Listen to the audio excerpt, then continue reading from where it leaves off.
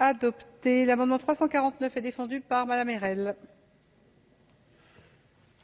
Merci Madame la Présidente. Donc cet amendement est dans la logique de la discussion que nous avons eue tout à l'heure concernant l'alinéa 33, donc, qui permet à l'autorité administrative de saisir le juge aux fins éventuellement de bloquer un site.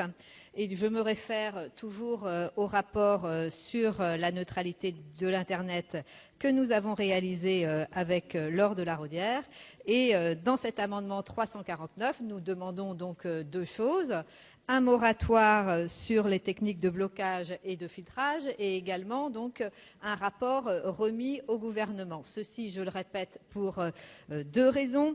Tout d'abord, avoir une analyse assez fine des considérations techniques tenant au blocage et au filtrage, je l'ai dit tout à l'heure, qui portent éventuellement des complications en termes d'impact sur d'autres sites.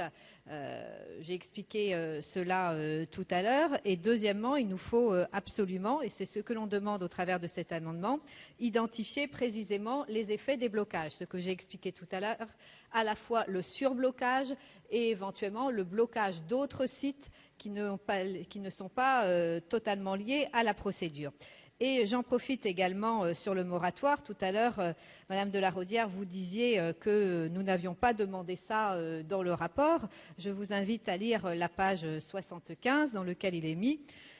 Identifier précisément les effets du blocage. Ces éléments et la prudence justifient à minima qu'un moratoire soit observé sur le blocage. Donc voilà, donc l'objectif de cet amendement. Donc j'espère que vous donnerez un avis positif à cet amendement qui est dans la pure logique de ce que l'on a exprimé tout à l'heure. Merci Madame Erel. Monsieur le rapporteur, votre avis sur cet amendement 349. Et alors, dans la pure logique de ce que nous avions soutenu tout à l'heure, je dois émettre, vous en doutez, un avis défavorable. Instaurer un moratoire pour empêcher toute mesure de blocage ou de filtrage sur Internet serait extrêmement dangereux. Il y a aujourd'hui un certain nombre d'abus, le ministre les a rappelés un peu plus tôt dans la discussion.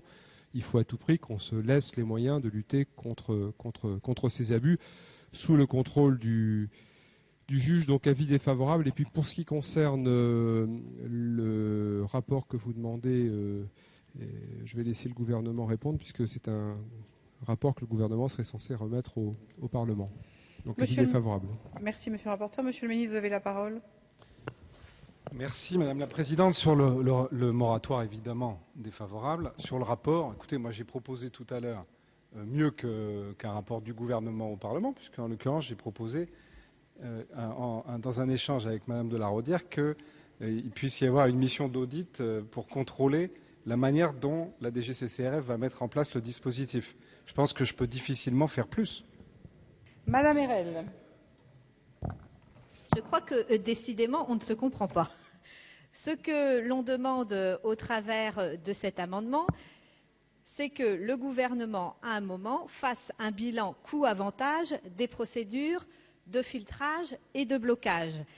Est-ce que, même si, ce que je disais tout à l'heure, même si une technique de filtrage ou de blocage peut apparaître éventuellement comme étant positive et une solution de facilité, on sait très bien qu'il y a des effets pervers et des effets de bord suite à ces techniques de filtrage et de blocage.